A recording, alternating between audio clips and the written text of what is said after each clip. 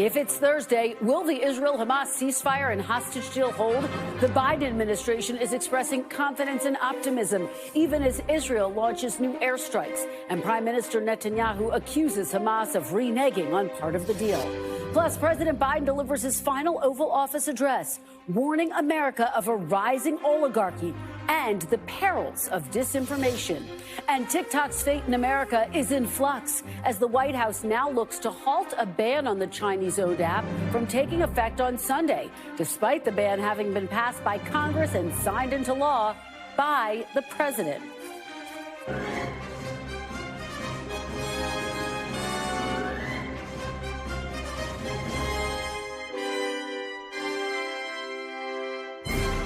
Welcome to Meet the Press Now. I'm Kristen Welker in Washington, where the difficulty of implementing the ceasefire deal between Israel and Hamas is becoming increasingly clear. But the Biden administration is expressing confidence the deal will hold. The Israeli Security Cabinet is now scheduled to meet tomorrow to vote on the deal. The delay on the ratification comes after the Israeli Prime Minister's office put out a statement accusing Hamas of trying to, quote, extort last-minute concessions from the agreement, although the office did not say what those concessions were. Hamas responded that it was committed to the agreement and accused Netanyahu of looking for excuses not to implement the ceasefire. It all comes after Israel launched new airstrikes on Gaza overnight. At least 77 people were killed in those strikes. That's according to Palestinian officials. Secretary of State Antony Blinken today telling reporters he remains confident the agreement will hold despite the 11th hour complications. I am confident, and I fully expect that implementation will begin, as we said, on Sunday. Look, it's not exactly surprising that in a process and a negotiation that has been this challenging and this fraught, you may get a loose end. We're tying up that loose end as we speak. I've been on the phone in one way or another all morning with Brett McGurk, with our Qatari friends, and I'm very confident that this is moving forward, and we'll see the start of implementation of the agreement on Sunday. Now, it's worth noting that Blinken press conference was notably interrupted multiple times by two people in the room who are critical of U.S. support for Israel. Meanwhile, White House National Security Council spokesperson John Kirby today also expressing confidence that these last-minute holdups will not derail the deal. There have been some what I would call implementing details that there was a kink in, some differences here between the two sides. We do believe that we're going to be able to close those remaining gaps. This is not an issue that is going to derail the whole implementation of the deal. And as Secretary Blinken rightly said, we fully expect and we're confident that we're going to be able to get this deal in place by Sunday. Now, phase one of the deal includes a 6-week ceasefire that would see the withdrawal of Israeli forces from populated areas in Gaza, as well as the release of women, elderly, and wounded hostages held by Hamas. Israel would also release some Palestinian prisoners. 2 Americans would likely be among those hostages released during the phase one of the deal. The agreement, if fully realized, could end a war that began more than 15 months ago with Hamas's October 7th attack that killed 1,200 people, according to Israeli officials. The resulting war has led to the death of more than 46,000 Palestinians. That's according to the Hamas-run Palestinian Health Ministry. To get us started today, let's check in with NBC News chief foreign correspondent Richard Engel, who joins me from Jerusalem. And also with me is NBC News chief White House correspondent Peter Alexander, as well as Ambassador Dennis Ross, former U.S. envoy to the Middle East and now an NBC News foreign affairs analyst. Richard, thank you so much for joining us. We've been following your reporting throughout the evening, overnight, and into the morning. What is the holdup from the Israeli cabinet here? What are you watching? Well, it seems that they're going to meet tomorrow. That's what we're hearing, that they're likely going to approve this deal. According to Hamas, the holdup is over prisoners. It is over the kinds of prisoners who are supposed to be released from Israeli prisons. They want to have more of a say of the specific prisoners. The Israeli Prime Minister's office hasn't specified that, hasn't confirmed that's the holdup, but Hamas is saying it is over the prisoners' issues and who ultimately gets to decide who gets out of jail and who doesn't get out of jail. But there are no indications that we're hearing that the deal isn't going to go forward. Israeli officials are expressing confidence that it will be approved tomorrow. Hamas is saying that it is still abiding by the deal, even though it is accusing Netanyahu of fishing for excuses to try to escape his commitment. So far, still on track to begin implementation on Sunday. So that means on Sunday we could see, or Monday potentially, but more likely Sunday, the first batch of hostages coming out, aid flowing into Gaza. And to give you an indication how confident they are here that this will get over the line, the Israeli military put out a statement not long ago on X saying that it has already begun preparations to implement the deal. That it is gathering military personnel, military doctors to provide support to the hostages as they come out, medical support, psychological support, that it is ordering engineering teams and construction teams to start laying the groundwork for the aid to go into Gaza to repair damaged roads and other infrastructure to allow the deal to go forward. So the machine that would be required to carry out this deal is already in motion. So, Richard, this would be phase one of the deal. There's a phase two, there's a phase three. You've covered these types of situations before. Just how tenuous will this ceasefire agreement be? And of course, it will be up to the incoming Trump administration to oversee these next phases and the implementation of all of this. And I would love to hear from Ambassador Ross on this. He's lived and breathed this his entire career. He's been in the room as these negotiations have taken place and knows how they can fall apart. But just to outline how incredibly fragile this particular deal is. Yes, as you said, it takes place in phases, and these phases are not all nailed down at this stage. The first phase would be that, as you outlined in the beginning, 42 days to release the first 33 hostages, the so-called humanitarian cases, the elderly, the sick, the injured, and that while that is taking place, assuming that it takes place and continues smoothly, aid goes in, Israeli troops pull back, and Palestinians are allowed more freedom of movement within the Gaza Strip. They can go from the south to the north.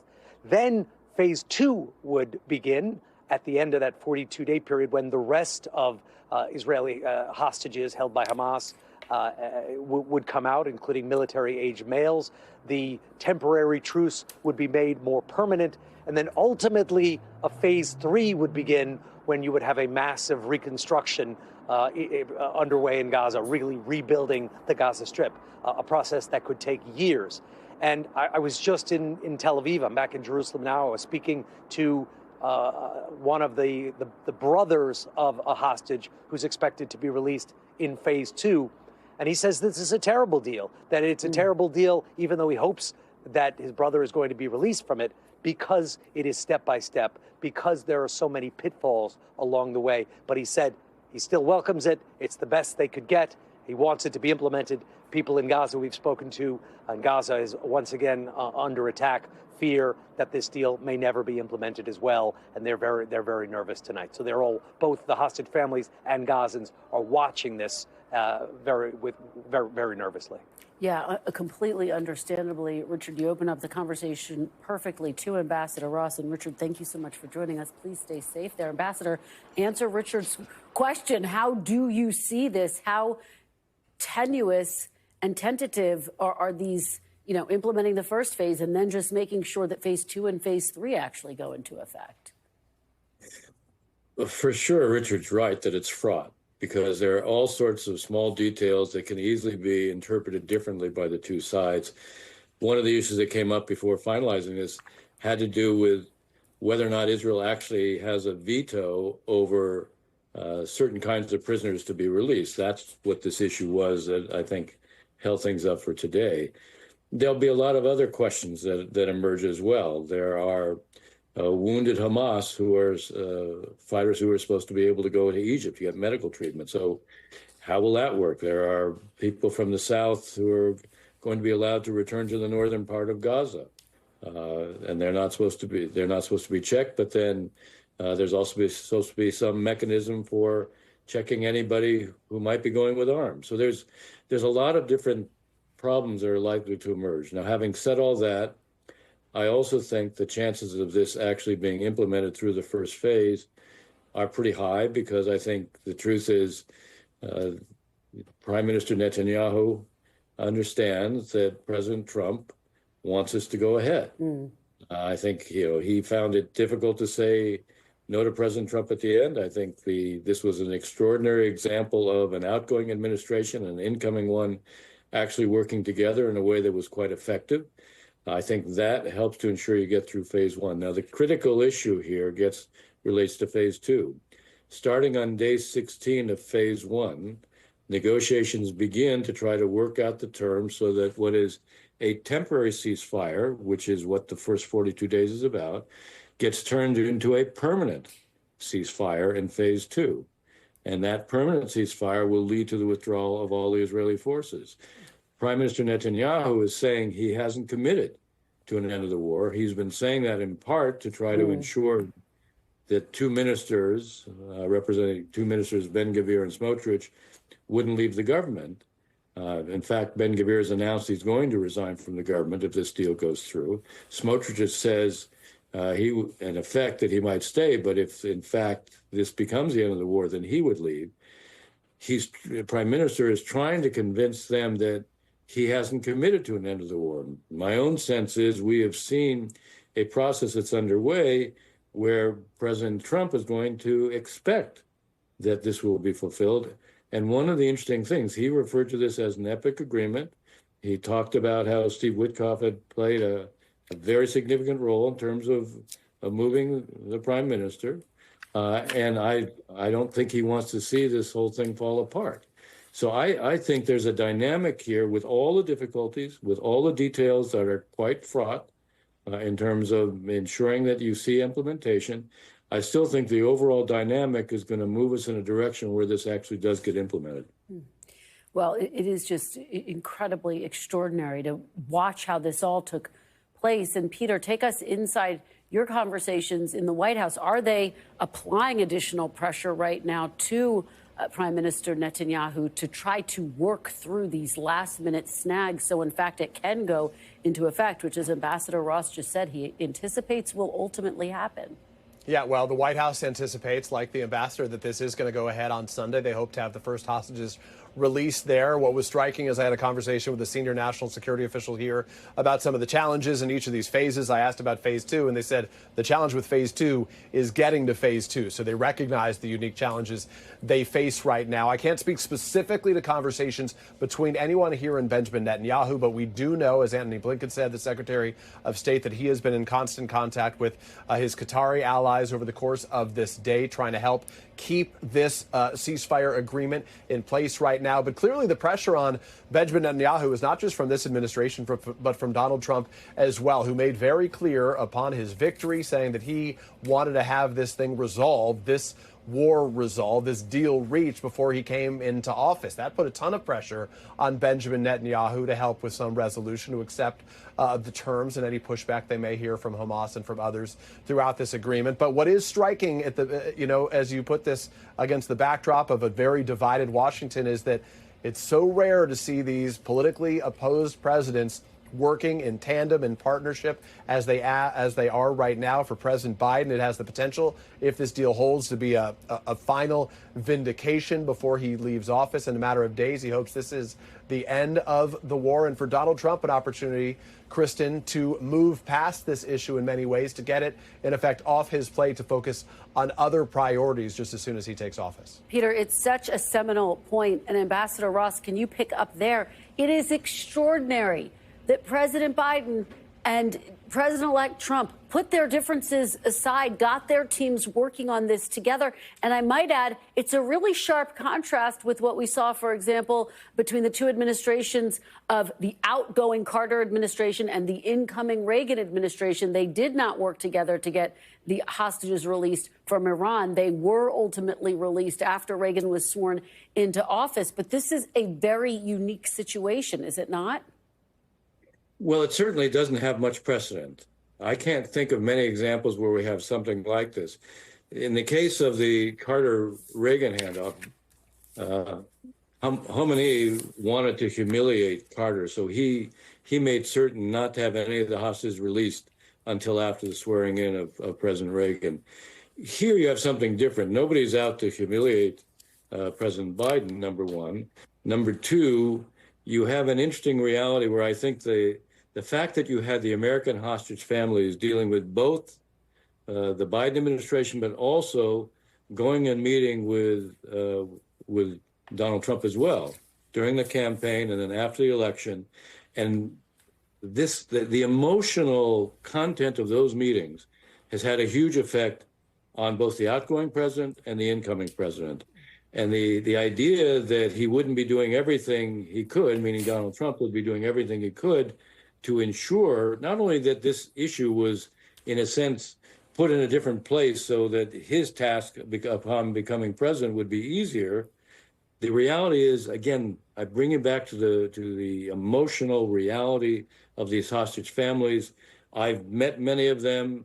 The level of courage, the stoicism is unbelievable. The impact they have when you meet them is extraordinary. And I think we've seen it both with regard to President Biden, but also I think with incoming President Trump. And it helps to explain why you've seen a seamless effort of working together, so much so that Steve Witkoff was in Doha with the American negotiating team, flew from Doha to Jerusalem to see Prime Minister Netanyahu on Saturday, and by all accounts, made it very clear to Prime Minister Netanyahu that President Trump expected that he would say yes to this and he would not say no. Yeah.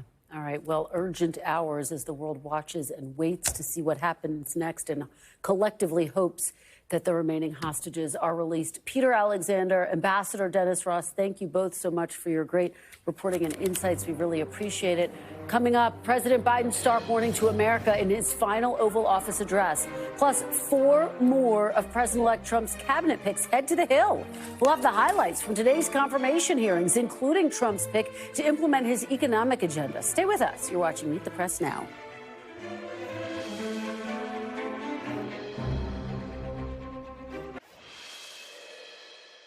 Welcome back. While delivering his farewell address last night, President Biden issued an urgent warning to the nation while reflecting on his 5 decades in politics, defending his record and touting his accomplishments. The president also warned about the growth of big tech and the dangerous concentration of power in the hands of a few very wealthy people. Channeling President Eisenhower, Mr. Biden dubbed the threat the tech industrial complex. Today, an oligarchy is taking shape in America of extreme wealth, power, and influence that literally threatens our entire democracy, our basic rights and freedoms, and a fair shot for everyone to get ahead. You know, his farewell address, President Eisenhower spoke of the dangers of the military-industrial complex. He warned us then about, and I quote, the potential for the disastrous rise of misplaced power, end of quote. 6 decades later, I'm equally concerned about the potential rise of a tech industrial complex that could pose real dangers for our country as well. President Biden went on to sound the alarm about the state of information consumption in America, lamenting the decline of traditional media and accusing social media companies for putting profit over truth. Americans are being buried under an avalanche of misinformation and disinformation, enabling the abuse of power. The free press is crumbling. Editors are disappearing. Social media is giving up on fact-checking. The truth is smothered by lies told for power and for profit. We must hold the social platforms accountable to protect our children, our families, and our very democracy from the abuse of power. Joining me now is NBC News White House correspondent Aaron Gilchrist and NBC News deputy tech editor Ben Goggin. Thanks to both of you for being here. Aaron, a lot of people were surprised. They were expecting a farewell address by President Biden that focused on his 50 years of public service. Yes, he did reference that. He talked about what he sees as his big accomplishments. But boy, when he talked about an oligarchy threatening to take over the United States, a lot of people were stunned, surprised. Take us inside your conversation in the White House today. What was behind his decision to make these remarks now? Yeah, I think stunned is a fair assessment, Kristen. Nobody expected the word oligarch to come up very early in the president's remarks after he talked about the developments in the Middle East, where he suggested that there is an American oligarchy developing where he didn't say directly President-elect Trump, but the inference here is that the billionaire, Donald Trump, along with others who have been in his circle as of late, are part of this developing oligarchy where you have power concentrated in the hands of a very few people, the president described as ultra-rich people in this country. And he set out a warning about that, essentially saying to the American people last night that it was going to be up to them to make sure they're aware of what's developing and that they do the things necessary to combat it. You talked about the tech industrial complex reference that the president made in his speech last night as well. Also something that was a bit unexpected to hear from him. At the same time, we do know this administration has been one that has been focused on artificial intelligence in particular.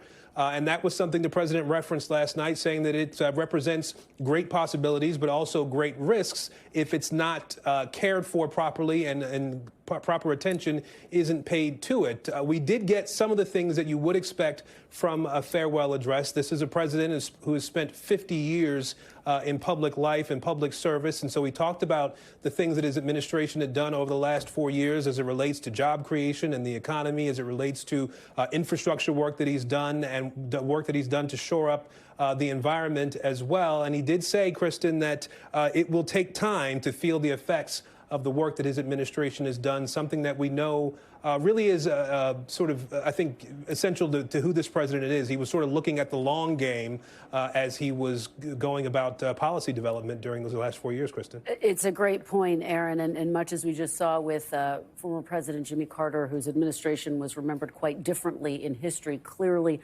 President Biden aiming for that same exact outcome. Ben, let me turn to you now. You just heard Aaron talk about President Biden's reference to disinformation, misinformation. We've seen a lot of that in the headlines since Election Day. What's the trajectory right now in the tech circles you follow? Yeah, so what we've been seeing on social media platforms, including Elon Musk's X and Facebook and Meta platforms, is rolling back fact-checking, which is facilitating a lot of misinformation and disinformation.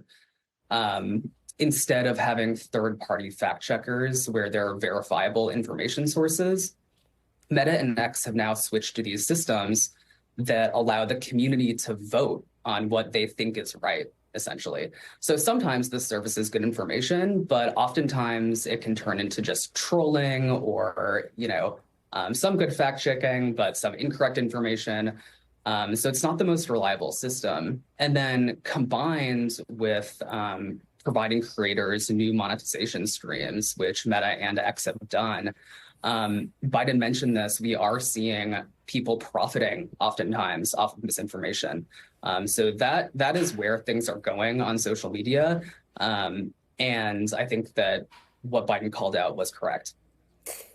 And Aaron, just going back to you, I mean, if you look at the polling right now, President Biden delivering this farewell address against a backdrop in which, according to a recent CNN poll, more than 60% of Americans are calling his presidency a failure generally.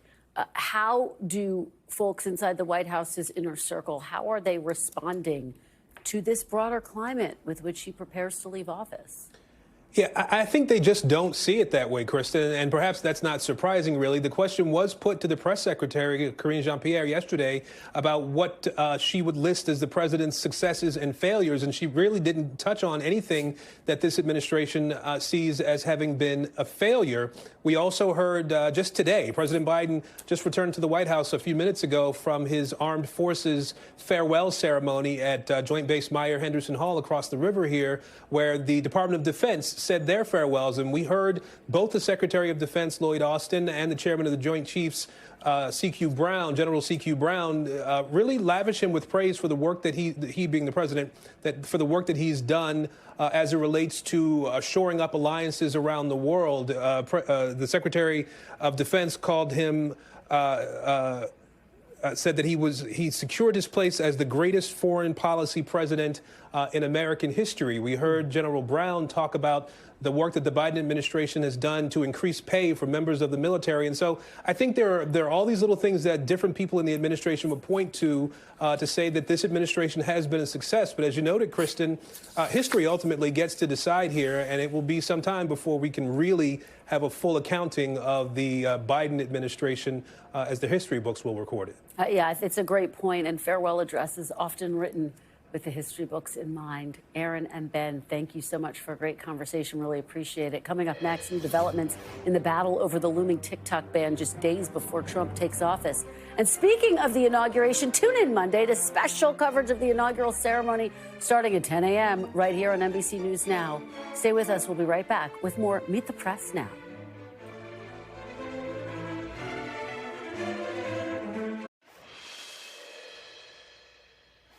Welcome back. An 11th hour effort to save TikTok from being banned in the U.S. starting on Sunday is underway, and it's being led by some of the same leaders who lobbied to ban it in the first place. Now, according to people familiar with the discussions, the Biden administration is now looking for a way to keep the app available for U.S. users if the ban goes into effect.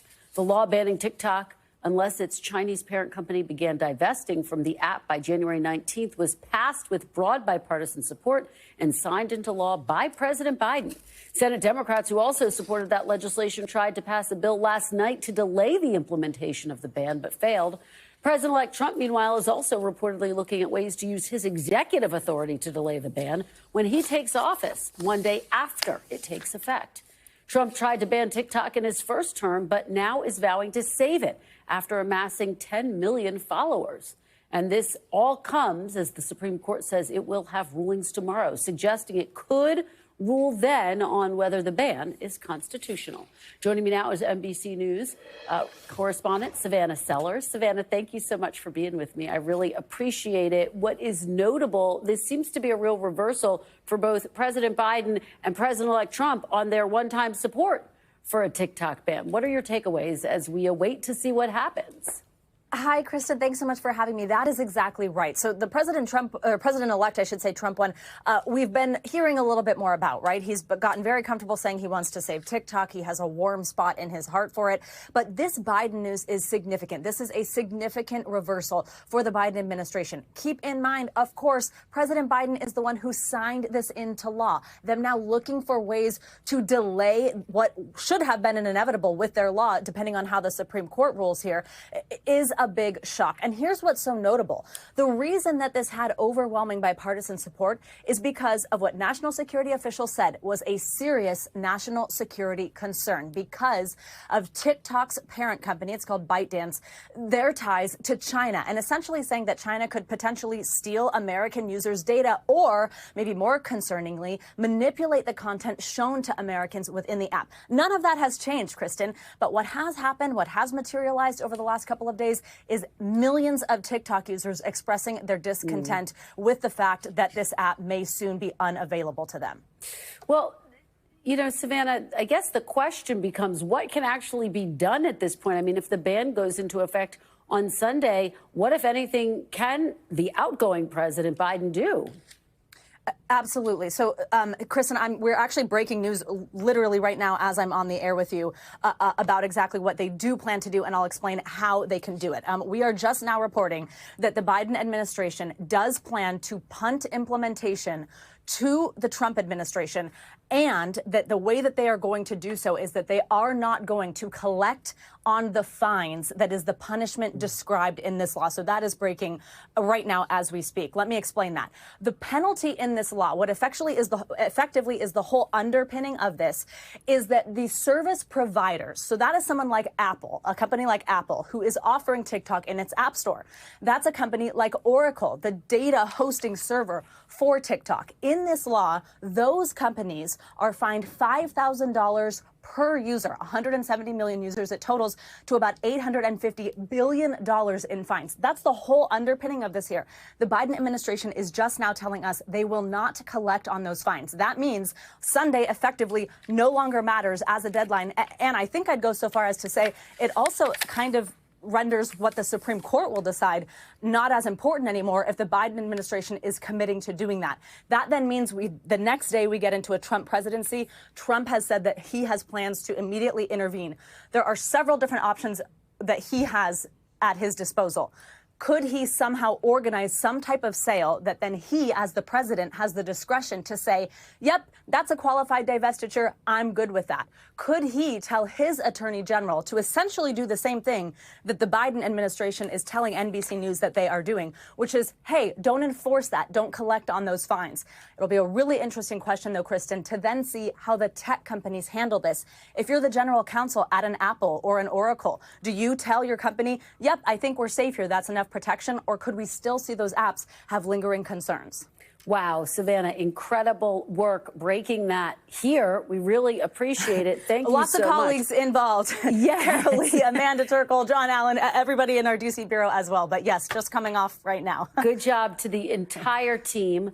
Thank you for bringing it to us. We really appreciate it. Savannah just underscores how dynamic this story is. And joining me to keep the conversation going is Illinois Democratic Congressman Raja Krishnamoorthi. He is a member of the House Intelligence Committee and ranking member of the House Select Committee on the Chinese Communist Party. Congressman, thank you so much for joining me. I really appreciate it.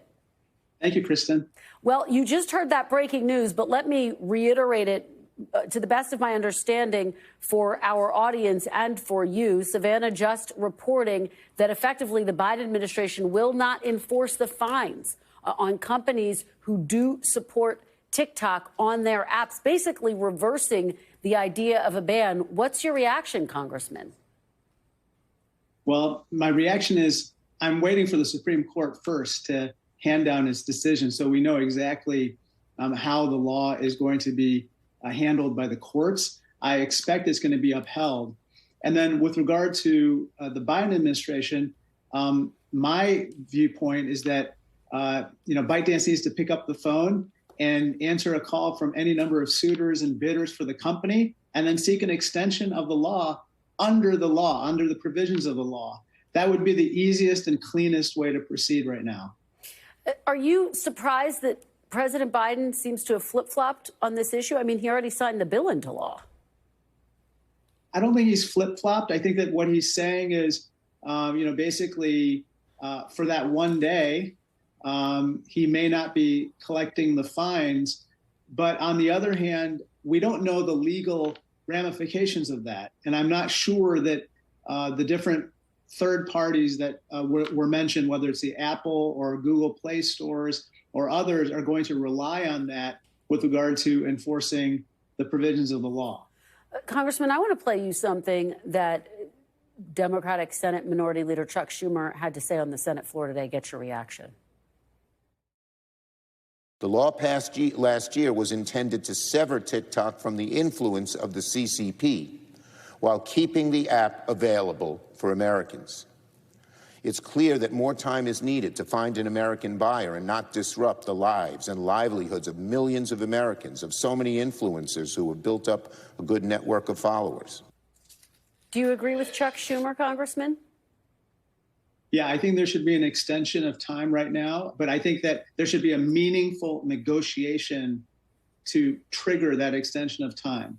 It's been 270 days since ByteDance, which is controlled by the CCP, has had to initiate negotiations. Any further extension without any meaningful progress on the sale of the company is not going to yield any different results. We need to see that progress right now to trigger the extension and then we can kind of enable the law to be complied with and our national security to be protected. It seems like, according to the Washington Post, at least, that President-elect Trump also looking to potentially sign an executive order to give TikTok more time to agree to a sale or an alternative deadline. What is your message, and how concerned are there won't be a deadline? Well, I think my message is that an executive order can't undo a piece of legislation. This is the legislation that was passed by 360 members of Congress. If Donald Trump wants to unwind the legislation, he can come back to Congress to repeal or revise it. But I've talked to incoming members of the Trump administration, including Mike Walls, my friend and colleague, who's now the incoming national security advisor. They have the exact same concerns about TikTok that we do, which is that we want TikTok to survive and flourish, but not under the control of the CCP. The CCP has repeatedly, as the D.C. Circuit Court of Appeals mentioned, stolen tens of millions of Americans' personal records, whether it's through the Equifax hack, the Anthem hack, or the Office of Personnel Management hack. This is a loaded gun, and we don't need to wait for a smoking gun and a dead body in order to act right now. Let me change gears a little bit here. Congressman Mike Turner, who is the chair of the House Intelligence Committee, was removed by Speaker Johnson. What is your reaction to that? I was shocked. I thought it was completely unacceptable what happened. I actually talked to Mike last night, and on one level, he was unceremoniously dumped, which is a kind of a not exactly the right way to handle somebody who has served on that committee with such distinction for so long. But on another level, this is just dangerous for our national security, Kristen. You know, Mike, I don't agree with Mike on a lot of things. He's a conservative Republican from Southwest Ohio. But what I do agree with him on is we have to take an objective, bipartisan approach with regard to holding officials of the intelligence community accountable.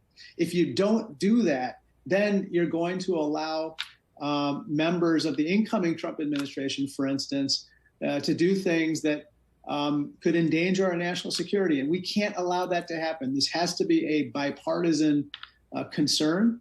And I'm very, very disturbed by what happened last night. You know, Speaker Mike Johnson said Congressman Turner's ouster was not President-elect Trump's decision. What do you make of that? No, this was straight out of Mar-a-Lago. This was a Mar-a-Lago MAGA move. OK, this was absolutely something that Donald Trump engineered because, for instance, Mike Turner doesn't agree with him on Ukraine. He believes that we should do everything to assist Ukraine in against the criminal invasion that Russia has undertaken there. Mike Turner said other things, such as, for instance, January 6th, 2021 was completely unacceptable, and the insurrection and the riots. And so what I'm trying to say is that this was absolutely a move that was triggered by Donald Trump. And unfortunately, I hope it's not a sign of things to come with regard to the other business of Congress. Congressman Krishnamoorthi, I have a bunch more questions for you. We're out of time, though. Please come back again soon. Thank you so much for being here. We really appreciate it. Thank you, Kristen. Well, we are digging deeper into the politics of TikTok and looking ahead to the Trump agenda. The panel's next. You're watching Meet the Press Now. Stay with us.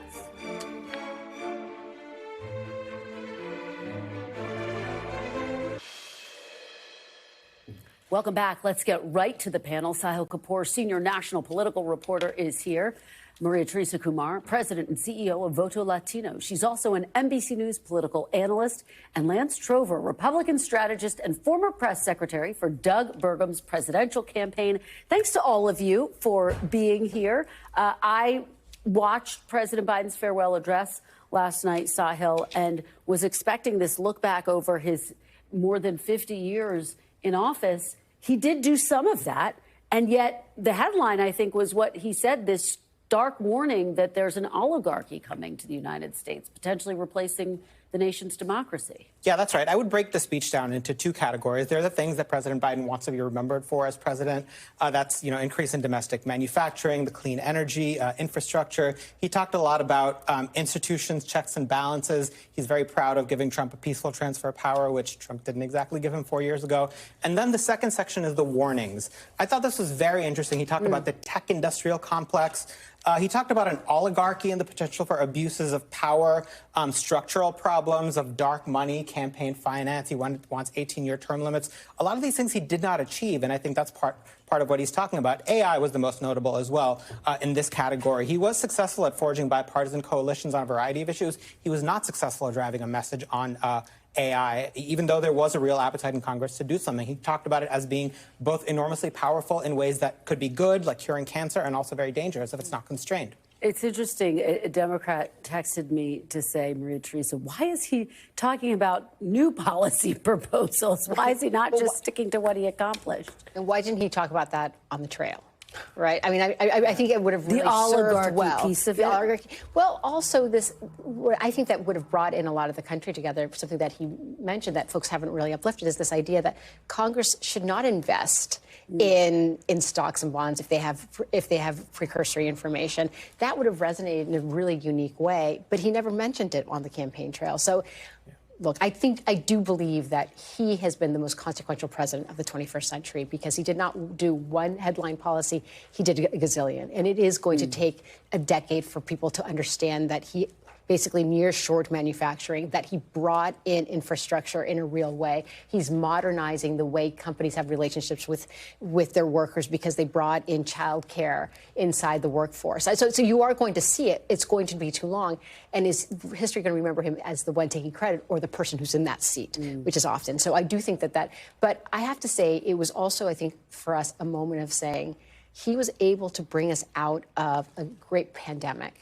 He was able to basically establish the United States again with relationships abroad. And what we're seeing now with someone that wants to increase tariffs, wants to go after immigrants, it's such a stark contrast of this light in America versus are we going into isolationism? And we have to have that real conversation with each other. Like, what does that look like for the next 3 years? Lance, your response? Well, obviously, I have a difference of opinion. Shocking! Let's hear your opinion. I know. You brought me here to agree with her, right? I hear everything you're saying. I mean, that all sounds well and good. I mean, but obviously you saw the CNN poll that's out today. He's a 60% disapproval rating with the public. I saw this speech as a dour lecture to the American people, and I think from November 5th, it's pretty clear voters are tired of being lectured on the dangers of Donald Trump and Elon Musk. They've made that abundantly clear. And number two, I just want to point this out. For this man to sit up there and talk about misinformation and disinformation when he and this White House lied to the public about his fitness to hold this office for the last 3 years, I find hypocritical beyond words. I think this is a sad ending. It started with the Hunter Biden pardon several weeks ago, and this is just a sad ending to this presidency. I'll let you respond to that. So I think one of the challenges, and one of the reasons that he has such low approval ratings, is in large part of the oligarchy that is controlling our media consumption. Americans, we are not tuning in to 3 stations. We are not getting the same kind of news. We are so siloed and our information is so balkanized that you can have 2 people in the same household listening to and hearing completely 2 different things. And I do think that is this inability for us to understand and actually believe in what truth is. That is where the freedom of the press, the 4th estate, is going to be critically important to how do we communicate in a different way, because otherwise these fractures that he's talking about is not an oligarchy over there. It's an oligarchy that literally is being piped into our bedrooms and into our living rooms every single day without fact checking. And that is the great danger. And I think that's one of the reasons why he has low approval ratings. People actually don't know all of the work that he's been able to do. Or the record inflation, or the border spiraling out of control. I mean, what are you talking about here? But the border no longer is. It's age. The other reason he's unpopular is age. The country does not believe he should have run for re-election. A lot of Democrats don't believe he should have run, and it's not because we're around here talking about it. It's because people have eyes. He's on TV every day, and they just concluded that he didn't have another 4 years in him. Well, it is interesting. We just saw with Jimmy Carter's funeral, he was remembered differently than in the current moment. We'll have to wait and see how history remembers his presidency. Sahil, let me turn to, of course, all of this against the backdrop of the incoming Trump administration. A lot of drama unfolding on Capitol Hill, including the fact that House Speaker Mike Johnson just ousted the chairman of the House Intelligence Committee, Mike Turner. And you just heard me talk to Congressman Krishnamoorthi, who slammed it, as did Minority Leader Jeffries, who said Mike Turner has robustly promoted the safety of the American people and the free world, and his unjustified ouster is likely being applauded by our adversaries in Russia and China. Shameful. What are you hearing from the Hill? Well, a few things. Firstly, this is an unusual move because he had only been in that role for 1.5 terms. And Republicans have a 3-term limit for committee chair. So this was unexpected from that standpoint. And you heard Raja Krishnamoorthi say this. I think Turner also suggested to reporters that this was because of concerns for Mar-a-Lago. What's he talking about there? Johnson, of course, denies this. He says he just wanted fresh blood in there, although he didn't explain why. But it's no coincidence, I think, that Turner does not see eye to eye with Trump on a number of national security issues. Turner is a major Russia hawk. He's a strong supporter of Ukraine. He paid a visit there to meet with senior Ukrainian officials. He is a China hawk, which led him to want to ban TikTok, which also Trump doesn't agree with. So is this all just a coincidence? I doubt it. Lance, to that point, what do you make of this ouster and really this divide in the Republican Party? You do have the Ukraine, Russia hawks, the China hawks, as well as the America First foreign policy of Donald Trump, who has made it very clear he wants to scale back support for Ukraine, among other things. Yeah, well, what does not help Mike Turner are Democrats praising him. I would say that would not help him with Republicans. Number two, look, this is Donald Trump's Republican Party, and he's the president who's coming in. Look, the speaker disputes that it was Mar-a-Lago and those folks who put this forward, but let's assume it is Donald Trump's Republican Party. He has a different viewpoint when it comes to Ukraine. He wants to get this finished. And so I'm saying even if it is a Trump thing, I mean, it's his prerogative. He's the incoming president. Maria Teresa, what do you make of this moment? Well, I think that all this hope that there was going to be this ability for Congress to hold back the president's agenda demonstrates that that is not it, that they have the MAGA side of the Republican in the House, in the speakership. And so this idea of any type of resistance that is opposition to the president's agenda coming in is not going to be the case. All right, you guys, great conversation. Thank you so much for coming in. Really appreciate it. Coming up after the break, progress being made in the fight against the wildfires in California and the long road to rebuild. NBC's Ellison Barber, who got a rare look at the scope of the disaster from the air, joins us next. Stay with us. You're watching Meet the Press Now.